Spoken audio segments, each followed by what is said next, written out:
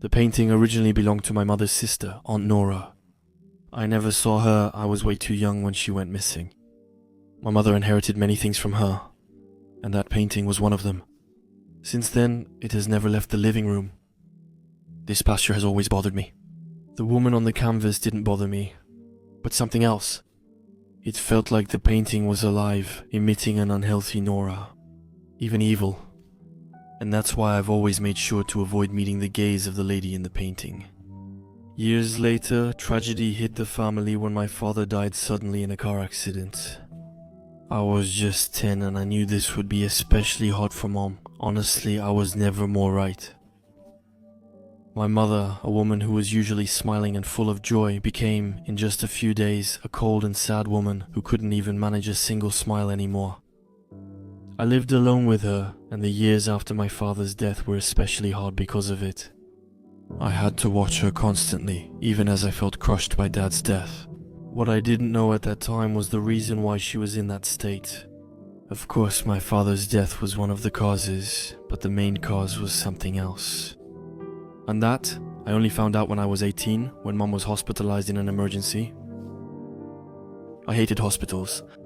Whether it was the smell of my shoes, the white color that dominates everything else, or the people who smile at you, at the reception as well as in the waiting room. Everything felt so fake it disgusted me. The smell of medicine hid the scent of death. The white color masked the false darkness of this place, where the sick and dying reside, and those smiles people use to hide their discomfort and cancer. Or the fact that someone is about to give you terrible news. That's exactly the kind of smile I fell victim to, once again. The nurse smiled uneasily, her eyes compassionate, as she told me Mom was in a coma and likely would not wake up. My mother fell down the stairs and hit her head on the ground. The nurse kept telling me what happened to Mom. She reportedly fell into a coma after reaching the emergency room. Before that, she spoke with the nurses and emergency doctors there. She apparently explained briefly what had happened to her. But not only that, because according to the nurse, she left me a message of great importance. The nurse really insisted on the fact that my mother had suffered a violent head-on collision, and that because of this, she was certainly not in her right mind anymore.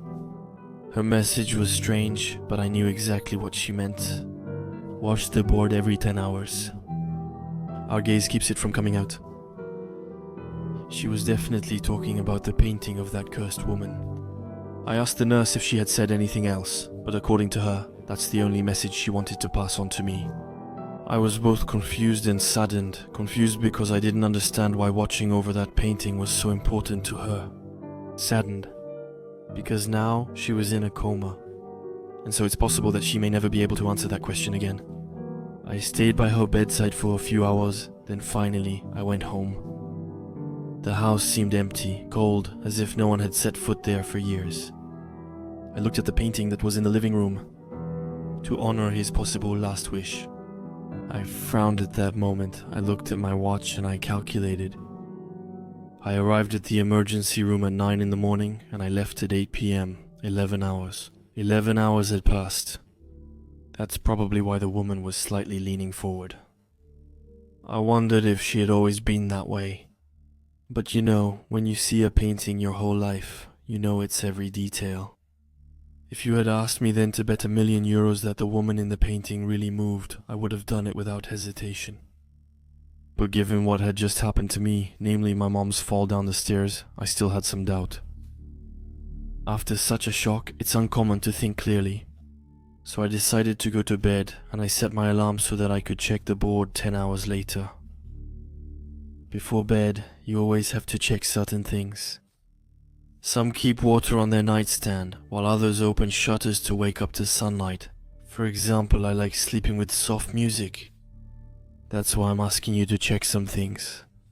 Always ensure your water glass can't tip onto an electrical outlet. You should always check when you open your shutters that you haven't left the window open in case of a storm or a burglary, for example. When using your smartphone to listen to music as you fall asleep, always ensure it's charging properly. Otherwise the battery drops to 0. Instead of sleeping 10 hours, you end up sleeping over 12. I leapt out of bed and rushed to the living room. The food was there and the family was still around.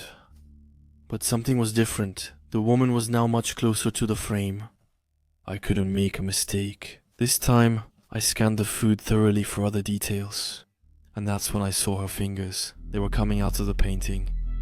My heart skipped as I saw her 4 fingers gripping the frame's edge. I carefully approached the painting and I touched the fingers that were coming out of the painting. They were smooth, painted like the painting, and had cardboard-like fingers. Only it wasn't there yesterday. This painting was really alive. My heart was tight. I thought about burning it, but if that had been a solution, my parents would have thought of it. If it's still there, it likely didn't help. For now, all I could do was watch it. I set my watch to ring in 10 hours, and I fully charged my phone. Then I added 4 alarms on the phone. Just to be sure I didn't miss the next check. I was able to go to work to drop off my sick note, and I went shopping. When I got home, I checked the web and postponed my alarms so they'd go off in 10 hours. I did that for 3 weeks, 3 long weeks. The girl on the web hadn't moved back or forward. My mother remained in a coma, and the nights grew longer. For that reason, Mom had left me with a big responsibility, sure, but I missed her terribly. I felt alone and hadn't seen anyone since Mom's terrible accident, so I decided to visit one of my friends, just to spend a few hours with him. I looked at my watch for the 6th time as I drank my first beer. My friend made fun of me at that moment, and wondered if I had a date with a girl. I chose to keep it to myself and told him it helped me unwind after what happened to my mother. He sympathized, and we continued to unwind in our own way. I had another beer, then another, and then another one. I kept checking my watch, which grew blurrier as hours passed. The hours went by. I told my friend I had to go home. Then, too dark. I was woken by sunlight while lying on the mattress on the floor. My heart raced so fast I felt it in my ears. I was still at my friend's and it was daytime. I took out my cell phone and squinted my eyes.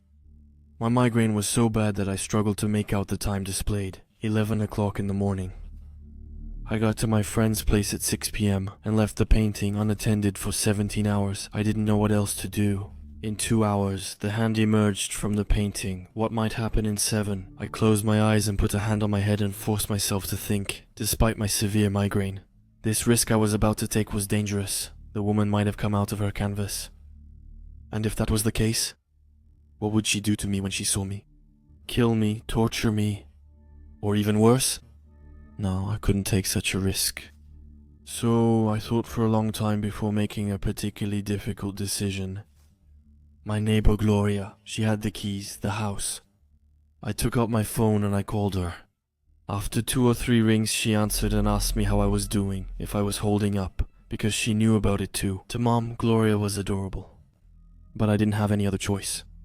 I told her that I was far from home and that I couldn't get there. To check if I had turned off all the lights, she agreed to go check without hesitation and asked me to wait a moment. I waited on the line for several seconds, then for long minutes. After half an hour, my heart started to tighten. I lived right next door. It would have taken 10 minutes to check, not 30.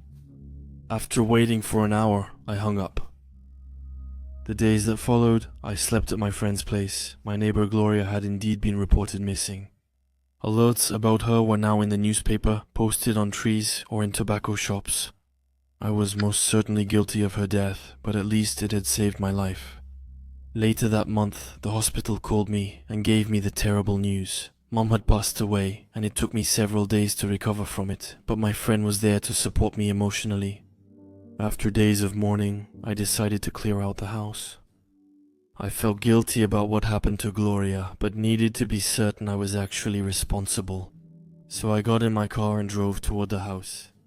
My friend was with me. I planned to clear out the house with him and at the same time check if the woman was still present in the painting. Maybe it was all in my imagination and Gloria's disappearance was just an unfortunate coincidence. I entered the house and left the front door open. In case I had to leave quickly, I immediately asked my friend to check if the painting was still there. Meanwhile, I loaded the car with things I thought were important. I lacked the courage to check the painting myself. After a few minutes, my friend came back and explained to me that the painting was still there.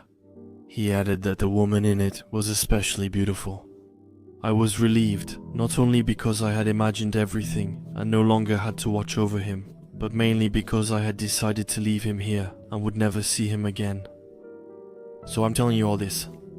I'm in my new apartment. I cry every day, Mom, and barely sleep now. Mourning Mom is long and difficult. But that's not what keeps me up at night. It's that damn painting. Despite everything, I still chose to take it with me. And for a good reason.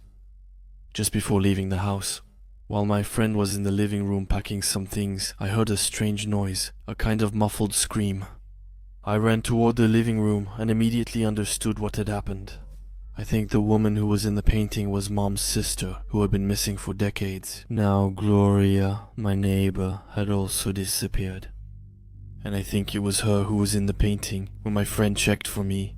But now, it's neither one nor the other who was in the painting. It's been a few weeks since my friend went missing too. At least for the others.